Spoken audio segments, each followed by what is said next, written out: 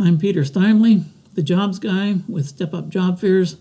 I've been laid off before. Right now I'm just quarantined, working from home, and I've survived long-term unemployment twice, ran an employment agency, and interviewed more than 1,000 people.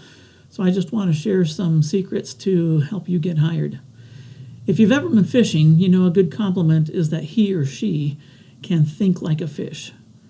Some good fisherman or fisherwoman knows where the fish are going to be, when they're going to be there, and what they're going to want to eat, and if it needs to be sitting on the bottom, floating on the surface, or bobbing up and down.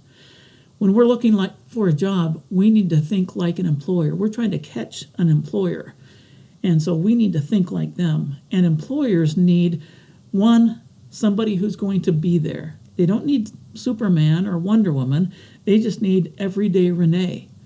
I met an old Mexican guy who was in the United States legally, and he wasn't the strongest worker. He didn't speak a lick of English, but he was there every day.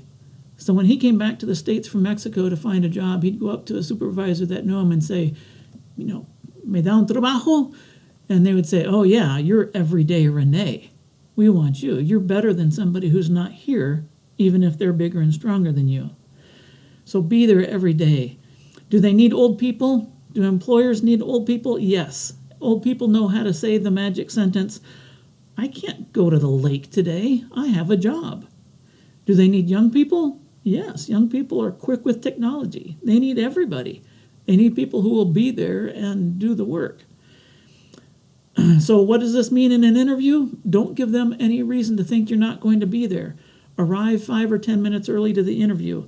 Don't bring your children to the interview. I have 4 daughters. I love children, but when I was interviewing people, if they showed up with kids, I would think, are they going to be able to find daycare? Are they going to be here every day if the kid's sick? So show them that you're going to be there every day. If you have gaps in your work history, be ready with an explanation in case they ask you why there's a gap in your work history. And don't use the word fired. Okay, most people, when they get laid off, sometimes they say that they were fired from a job. You weren't fired, you were laid off. It's a big difference in the ears of an HR person, okay? Use laid off, or say I left, or say it wasn't a good fit, all right? Number 2, be smart. And I'm not talking about grades here or testing. I'm saying don't do dumb things. I remember I sent a lot of guys out to manufacturing jobs, and 2 guys, once I found out that when they got bored on the assembly line, they would start throwing nuts and bolts at each other for fun. Develop rapport. Guys do this. Girls don't get it. But don't do dumb things. The bolts got in the way and caused injuries. One guy got his tooth broken in half. Who had to pay for that? The employer had to pay $800 and some bucks to fix the tooth, and they had to stop the line because they didn't have somebody to fill in the position. So don't do dumb things. And girls do it too. We had a young lady who hid somebody's purse for 3 hours at a call center. When she finally gave the purse back, $300 or $400 of rent money was missing. She was in a lot more trouble than just with me, obviously, so don't do dumb things, all right? Number 3, get along with people. The biggest reason for adults in the U.S. to get fired from a job is inability to get along with other people, with their customers, with their coworkers, or with their boss. So get along with people. So in the interview, don't blame anybody for anything. Don't trash talk anybody or anything. And for heaven's sakes, don't get angry. I remember multiple times interviewing people who got angry during the interview. One woman came into the interview. I hadn't even talked to her, and she was fuming. She was so furious. And I thought, boy, was her last boss a real jerk, and he looked exactly like me? Or did she get in an accident just before walking into the employment agency? I don't know. But she was furious. And do you like to work with angry people? Most of us don't. Don't want to be walking on eggshells. So think like the employer. And in an interview, get along well with them and make them feel comfortable around you. Number 4, you've got to care about the business.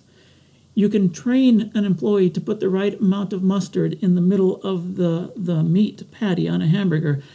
But if they don't care, then there's nothing you can do to make them do it right. And I don't know about you, but I've eaten a hamburger and had mustard running down my arm, and it's no fun. So are you going to help the business or hurt the business? You've got to care about the business. Employers need people, but they don't just need any people. They need people who are going to make their lives easier. They need people who are going to take good care of customers. They need people who will help the business to grow. Number 5, have fun at your job. When you're enjoying your job, the customers are happier, your coworkers are happier, and your boss is going to be happier. So my best advice, when people ask me, give me one line of advice for my application or resume or for the interview, I tell them, think like the boss. If you don't know whether to put something down on the resume, think, does this boss want to see this on this resume for this job that I'm applying for? Think like the boss. Make that application neat and complete. Because what does it tell the recruiter if it's not? It looks like you really don't care about this application or this job. Maybe you don't even want it. You're just jumping through a hoop and have to fill out 2 applications a day. So if you're on the job and you want a raise or promotion, think like the employer.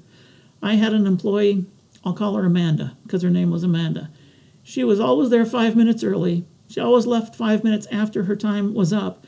And she took the time to straighten up the newspapers and pick up gum wrappers in the front office where she worked. She was awesome. One day she showed up in my office and she said, hey, can I learn to do payroll? I really like accounting. I loved that Amanda liked accounting and that she wanted to do payroll, even though it didn't result in a job increase right away. I actually ended up giving her $1 raise, much to her surprise, because I didn't want to lose an Amanda. I was running a staffing agency. I didn't want her to take a job someplace making more than I was paying her. She was great. She made my life easier. So make a boss's life easier. And in the interview, make them feel like you're going to make their business better and their job easier. Please share this video with somebody that it will help.